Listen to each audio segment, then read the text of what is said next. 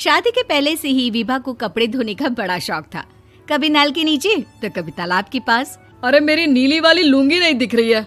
विभा की अम्मा, कहाँ रखी है लुंगी? अरे वो तो विभा ने परसों ही धोकर रखी थी आपकी अलमारी में, देखो वहीं होगी। वो ना मैंने आज धो दी, मुझे लगा कि गंदी हो गई होगी। अरे कैसे गंदी हो गई थी? उसे तो मैंने पहना भी नहीं। हे भगवान, इस लड़की के कपड़े धोने की आदत से परेशान हो गया हूँ मैं। जितना तो घर में राशन नहीं आता, उससे कहीं ज्यादा डिटर्जेंट पाउडर का खर्चा है। इसकी शादी करवा दो, शादी। जाए अपने घर में ही करे काम, फिर चाहे घर के कपड़े धोने हो या पूरे गांव के। हाँ ठीक बोल रही हो, देखता हूँ मैं कोई लड़का। वो दिन भी आ जाता है जब विभा को देखने लड़के वाले आ जाते हैं। लड़की मुझे अच्छी लगी। होने वाली सास कहती है, बेटी अगर कुछ पूछना है तो पूछ लो। वैसे तो हमारी लड़की बहुत ही शर्मीली है, जो बोल दो वो मान लेती है, इसे क्या पूछना होगा। अरे कैसी बात कर रही हो माँ, मुझे इन लोगों के घर रहना है, सवाल तो कई है। हाँ हाँ बेटा, पूछ लो ना, क्या पूछना है। आप लोगों के घर कपड़े कौन धोता है? सास का मुंह बन जाता है।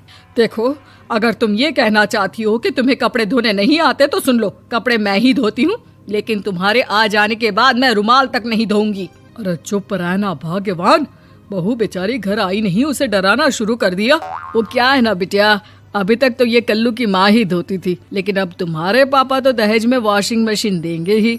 तभी विभा की माँ बोल पड़ती है, सवाल भी पूछा तो क्या। वैसे भाई साहब, मशीन की तो फिर भी कपड़े धोने की कैपेसिटी होती है। मतलब जो बिटिया दे रहे हैं ना विभा, इसे कपड़े धोने का बहुत शौक है। ये आप लोगों के क्या, आस पड़ोस गांव मोहल्ले सबके कपड़े धो दे और उफ तक ना करे। बाहर देखा नहीं आपने कितने कपड़े सूख रहे हैं? सब हमारी बिटिया ने ही तो धोए हैं। बस भी करो ना माँ, शर्म आ रही इतनी तारीफ सुनकर। और तो और एक दाग निकाल कर दिखाओ तो मान जाऊं। हाँ अच्छा, माफ करना बेटा, मैंने गलत समझा। हमें तो रिश्ता बहुत पसंद है। और ऐसे जुड़ जाता है रिश्ता कपड़े धोने का शौक रखने वाली विभा का। उसकी शादी हो जाती है कोयला फैक्ट्री में काम करने वाले कल्लू के साथ। शादी के बाद अचानक विभा चिल्लाती हुई सास के पास आती है। सासू माँ, अरे सासू माँ कहाँ है आप? ये तो धोखा है, धोखा दिया आप लोगों ने मुझे। इसे ससुर के चक्कर के बारे में पता चल गया। अरे तो उसमें तुझे क्यों धोखा मिला है? अरे नल में पानी नहीं आता, कपड़े कैसे कब धुलेंगे? अच्छा, तू पानी नहीं आ रहा उसकी बात कर रही है। तो आपने क्या सोचा? कुछ नहीं। अच्छा, तेरी माँ ने कहा था कि कपड़े धोने का शौक है तुझे, याद आया मुझे। शौक बोलकर कपड़े धोने वाले मेरे जुनून को कम ना आके सासू माँ, कपड़ा धोना मेरा गुरूर है। तभी पति भी वहाँ आ जाता है। अभी मैंने इसे सनी देओल की फिल्म दिखाई है, उसी के डायलॉग मार रही है माँ। अच्छा सुन, साफ साफ बता रही हूँ, पानी सुबह 4 से 6 और शाम को 10 से 12 आता है, समझी? विभा टाइमिंग सुनकर हैरान हो जाती है। ये क्या भूतों का मोहल्ला है? सुबह 4 बजे उठकर कौन कपड़े धोता है? 4 बजे टंकी में पानी जाता है, फिर सारा दिन धोना ना, किसने मना किया? अरे कैसी बात कर रही हैं? 200 लीटर की टंकी में कितने कपड़े धो लूंगी मैं? सुबह ही उठ जाऊंगी मैं। अब क्या था, विभा सुबह 4 से लेकर रात के 12 बजे तक कपड़े ही धोती रहती। एक रोज सास पड़ोस से निकलकर कहीं जा रही होती है कि साथ वाली कहती है, हाँ कल्लू की माँ, जरा ये बताओ कि 2 साड़ी है, 2 ब्लाउज और एक पेटीकोट और एक नाड़े वाला लंबा कच्छा। हाँ तो? अरे तो क्या, कितना लोगी धुलाई ये बताओ। धोबन दिख रहे हैं हम क्या? हमारे पति सरकारी नौकरी से अभी रिटायर हुए हैं और बेटा सुपरवाइजर है कोयला फैक्ट्री में। धोबन समझ रखा है हमें? हाय रे कल्लू की अम्मा, माफ कर दो, वो तो मोहल्ले में यही सब बता रहे थे कि तुमने बहू को कपड़ा धुलवाने के काम में लगा दिया है। सास को पड़ोसन की बात सुनकर गुस्सा आ जाता है। वो घर पहुंचती है जहां घर के बाहर ही इतने सारे कपड़े सूख रहे होते हैं जितने कि किसी धोबन के घर पर। अरे ओ कल्लू की दुल्हन, बाहर निकल। माँ जी यहीं आ जाओ, बाथरूम में चादर धो रहे हैं हम। अरे अभी हम धोते हैं, तुमको बाहर निकलो। ये आस पड़ोस वाले बोल रहे हैं कि हम बहू से कपड़े धुलवा कर उसे कपड़ा धोने वाली बना दिए हैं। अरे छोड़ो ना माँ जी, किन लोगों की बातों में आती हो?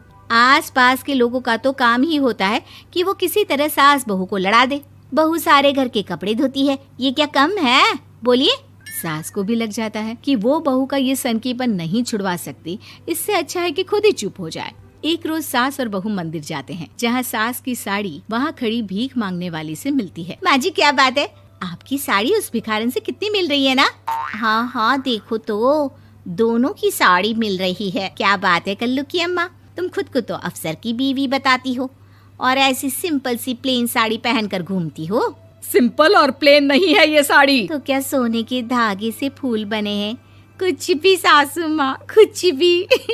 हाँ बने थे इस साड़ी में सोने के धागे से फूल। मेरे पति लेकर आए थे मद्रास से स्पेशली मेरे लिए 10,000 की।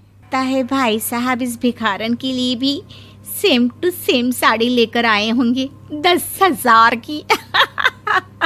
सास उस वक्त तो कुछ नहीं कहती, लेकिन बहू के साथ घर आती है और अलमारी से एल्बम निकाल कर लाती है। ये साड़ी देख रही है, ये वही साड़ी है जिसे मैंने अभी पहना था। इस साड़ी में ये जो चमकदार फूल दिख रहे हैं ना, ये सोने के धागों से काटे गए हैं। लेकिन तू लोकल वॉशिंग मशीन ब्रश से घिस घिस कर सारे फूलों को निकाल कर साड़ी प्लेन कर दी।